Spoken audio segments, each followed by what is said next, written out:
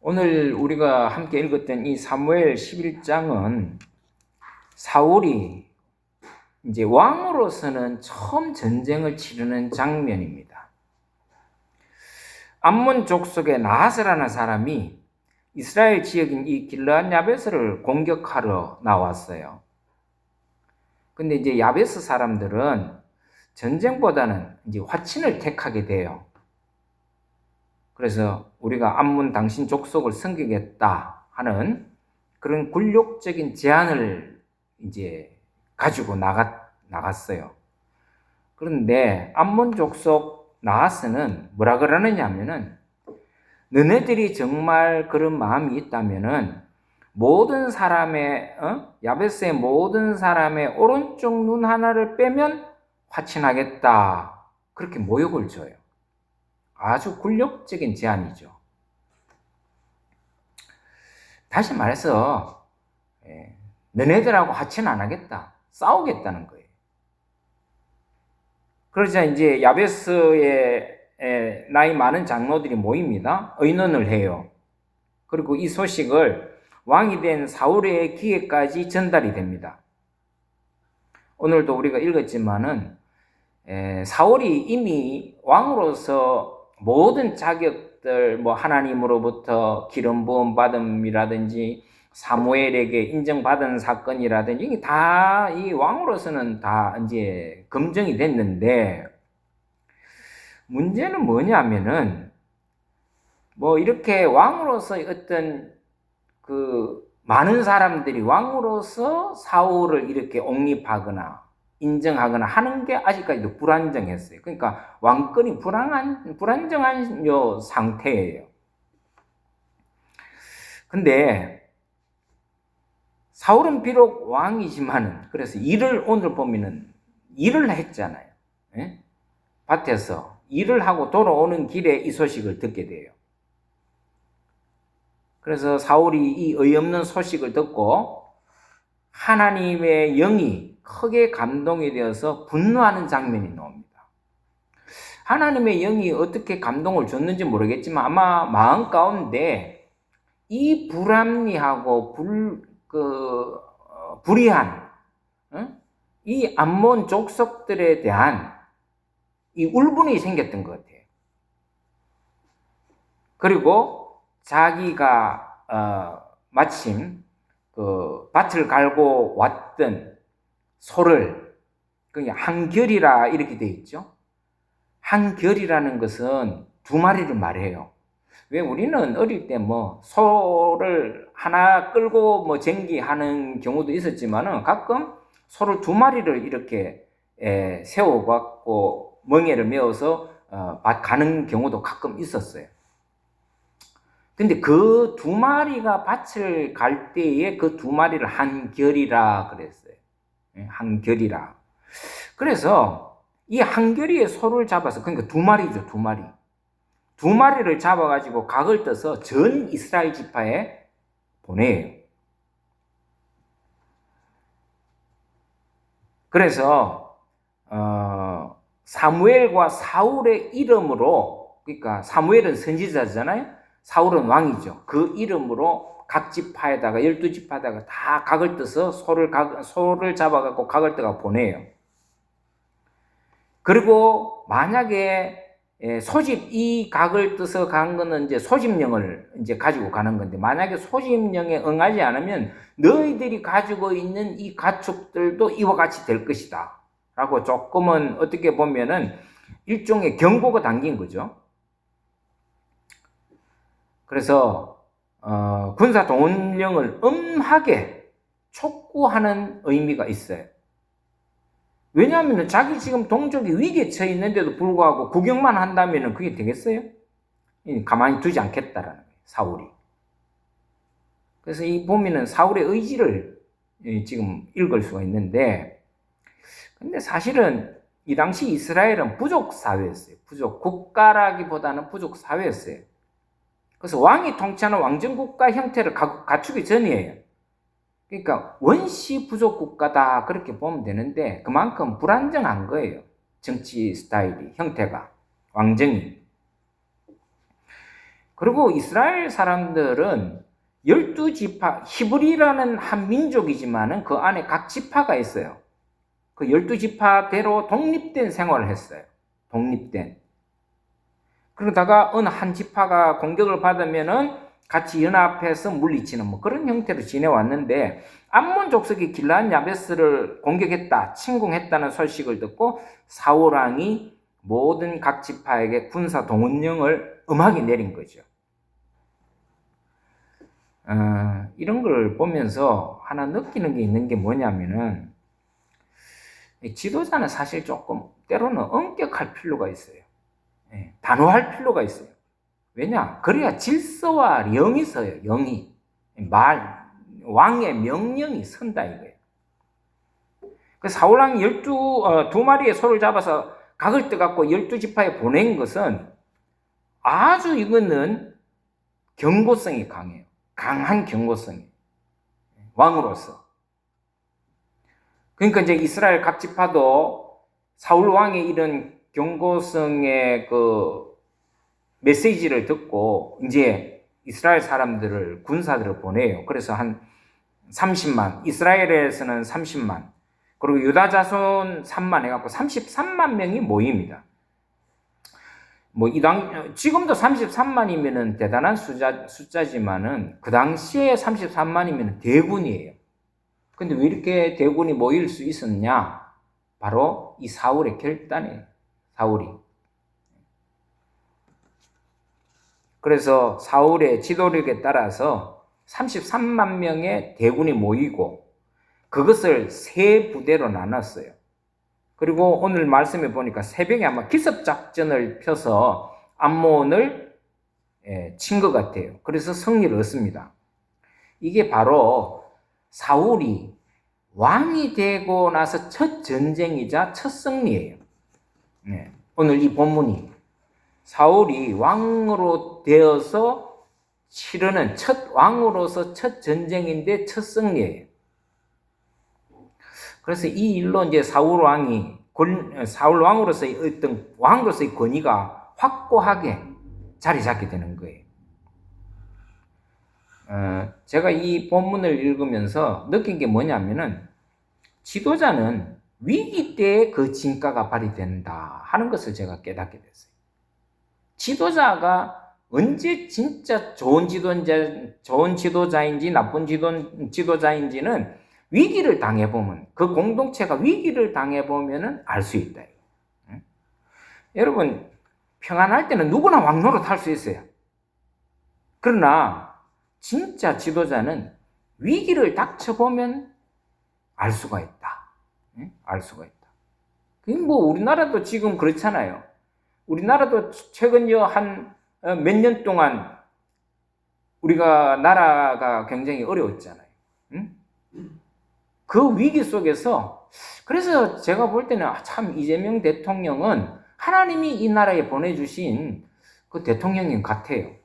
왜냐하면 어설픈 대통령이 이 물려받았다 하면 이 나라가 이거 참 어려울 수도 있었거든요. 근데 지금 하는 걸 잘 보면은 잘 이끌어가는 것 같아요. 참 지혜롭게 잘 이끌어가고, 또 단호할 때는 단호하고. 그래서 지도자라는 것은 위기를 닥쳐보면은 그 사람이 진짜 지도자인지 아닌지를 볼 수 있다. 왜? 평안할 때는 다 누구나 해요. 뭐 그렇게 못하는 사람도 있지만은, 평안할 때는 다 누구나 뭐 할 수 있지만은, 그러나 위기를 닥쳐보면은 그 사람이 진짜 지도자인지 아닌지를 알 수 있다 하는 것을 오늘 우리 말씀을 통해서 우리가 한번 발견하는 게 되는 교훈인 것 같아요. 이거는 신앙에서도 마찬가지예요. 여러분, 우리 신앙도, 우리 왜 요즘 한국교회 신앙인들이 다 이게 조금 어설프고 말이죠, 이상하게 되고 막 나약하고, 우리 한국교회, 특별히 우리 한국 개신교회가 굉장히 신앙적으로 나태하고 타락하고 이런 게 너무 많아요.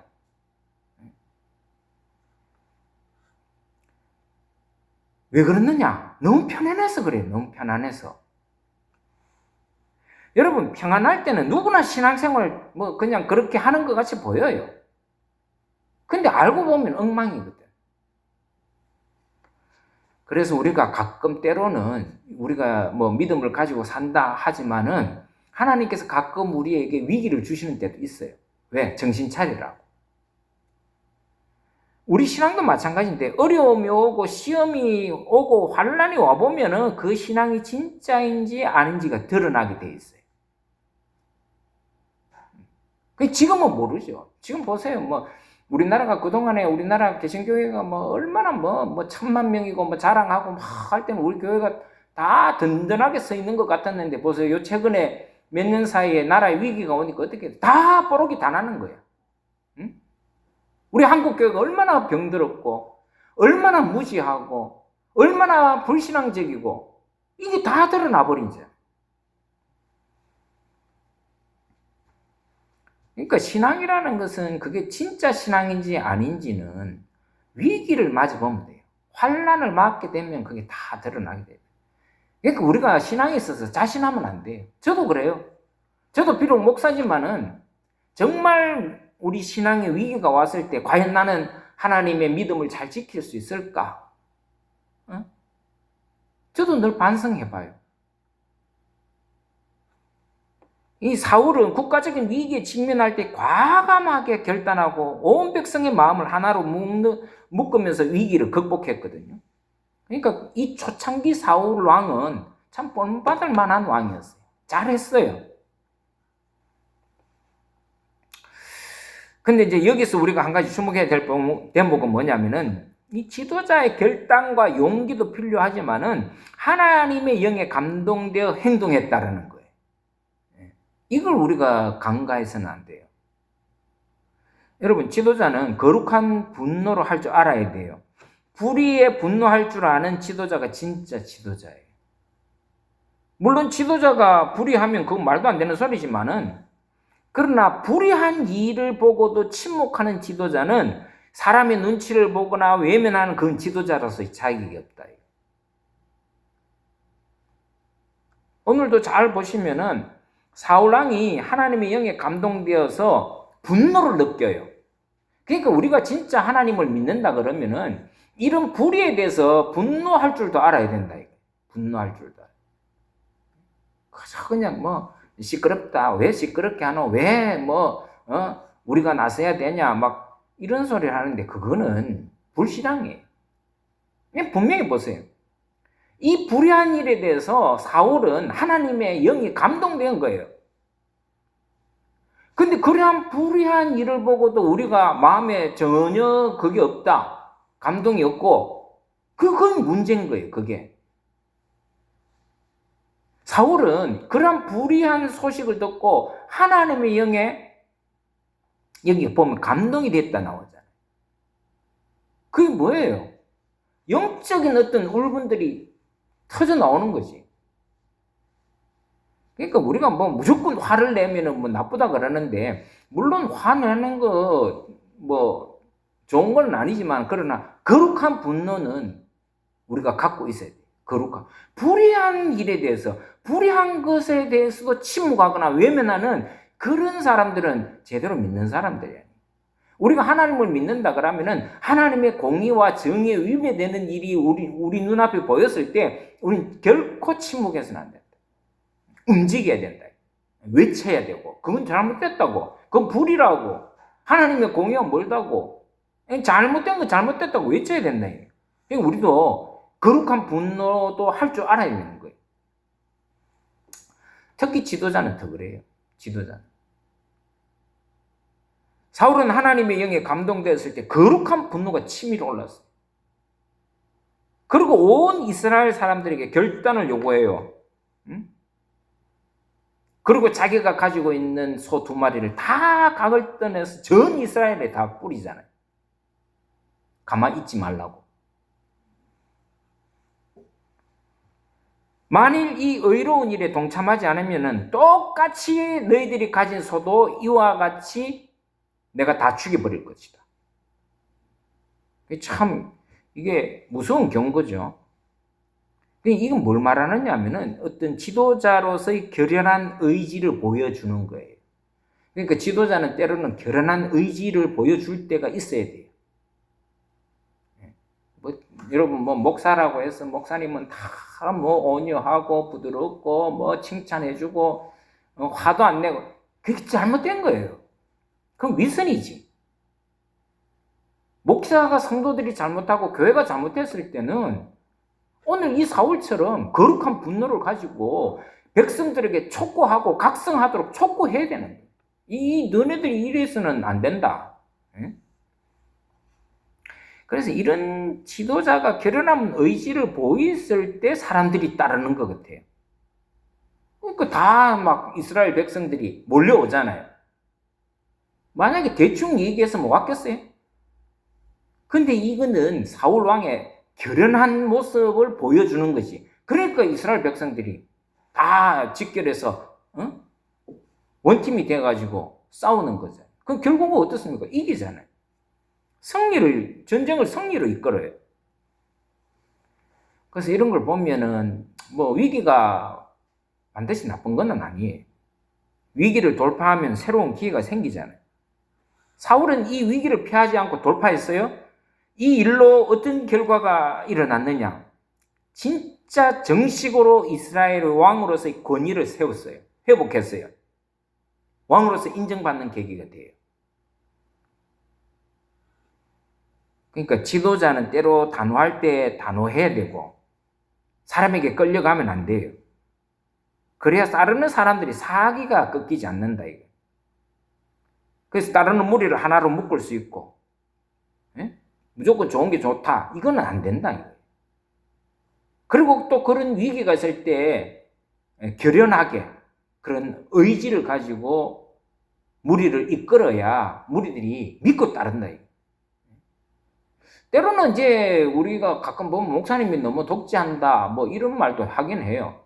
근데 그 독재라는 것이 우리가 말을 잘해야 되는데 나쁜 일에도 강요하면 그건 독재가 될 수 있어요. 나쁜 일에도 사람들이 납득하지 못하는 일에도 막 목사님이 막 밀어붙인다든지 목사의 권위를 가지고 막 윽박지른다든지 뭐 위협을 한다든지 이거는 문제가 있지만 그러나 하나님의 정의로운 일, 불의에 대해서는 목사가 단호하게 끌고 갈 때 우리는 같이 협조해야 된다. 순종하고 따라가야 된다. 뭐 안 그러면 지도자가 왜 필요해요? 그래서 사울의 이 결단력 있는 의지와 결연한 모습으로 이 위기를 극복해요. 근데 이를 계기로 해서 오히려 어떤 일이 있습니까? 이스라엘이 단합이 돼요. 사울을 중심으로 뭉치게 돼요. 또 사울은 사울대로 왕으로서의 권위를 본격적으로 가지게 되는 거지. 그래서 이 전쟁 이전에는 사실은 사울 왕을 왕으로 인정을 잘 안 하는 사람들이 많았어요. 우리가 봤잖아요. 그 10장 27절에 보면은 이 사울 왕을 막 비웃는 사람들도 있었단 말이에요. 저게 무슨 뭐 우리 왕이냐. 따르지 않는 거예요. 그래서 사울을 멸시한 사람들도 있었다라고 기록하고 있어요. 근데 오늘 말씀에 12절에 보면은 백성들이 뭐라고 하냐면은 사울이 어찌 우리를 다스리겠냐. 비웃는 사람들을 다 끌어내서 우리가 죽여버리겠다고. 아주 그냥 막 사울 편에 서서 이제는 저런 사람들 놔두면 안 된다고. 죽여버리겠다고. 나서잖아요, 오히려. 근데 사울이 어떻게 합니까? 왕으로서 또 전쟁의 승리자로서 자기를 비웃던 사람들을 용서해줘요. 이번에는 우리가 승리하고 다 축제하는 즐거운 일인데 그런 또 자기 동족을 죽이는 그런 일은 하지 말자. 용서를 하죠. 용서를 하죠. 지도자의 모습인 것 같아요. 단호할 때는 단호하지만 또 용서할 때는 용서해주고 아마 이 계기로 사울 왕이 왕으로서 이스라엘 왕으로서 많은 사람들에게 인정받고 또 왕으로서 통치하는데 아주 힘을 가지고 통치하는 그런 계기가 됩니다. 여기서 우리가 지도자의 리더십도 보게 되고 또 우리 지도자를 따르는 우리들도 어떻게 따라야 되는가 하는 것을 우리가 한번 생각해 볼 필요가 있다. 그러니까 여러분 우리도 살아가면서 때로 위기를 맞을 때 있죠. 그러나 전화위복이라는 말이 있듯이 우리도 사울처럼 그런 위기에 있어서 전화위복의 계기를 만들어야 돼요. 우리도. 우리 하나님을 믿는 사람들이니까 하나님의 정의와 공의가 우리의 삶에서 실현될 수 있도록 어떤 어려움과 환난이 오더라도 그것을 우리 믿음을 하나님 앞에 보이는 계기로 삼아야 된다. 그래서 우리의 환경을 바꾸고 마음을 바꾸고 더욱 강하고 담대하게 대처할 수 있는 그런 지혜와 믿음을 오늘 이 사건을 통해서 우리는 배워야 된다. 배워야 된다. 그건 뭐 꼭 여러분들이 지도자가 아니더라도 뭐 저는 그래도 어쨌든 간에 이 교회의 지도자니까 저도 참 이 말씀을 준비하면서 많이 배우게 돼요. 사울처럼 때로는 결단력 있게 나가야 된다. 또 때로는 겸손해서 또 포용할 줄 알고 또 용서할 줄도 아는 뭐 저는 저 나름대로 오늘 이 본문을 보면서 많이 배우는 게 있어요. 그리고 여러분들도 배우는 게 있어야 돼요. 꼭 위기가 위기는 아니다.